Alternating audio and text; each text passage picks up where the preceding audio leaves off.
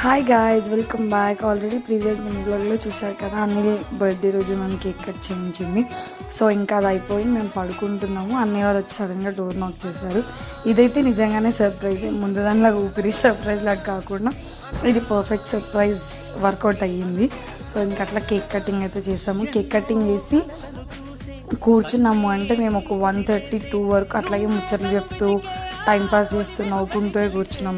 మేము నలుగురం ఒక దగ్గర ఉంటాం. మాకు అసలు టైమే తెలీదు, అట్లా వెళ్ళిపోతుంటుంది టైమ్.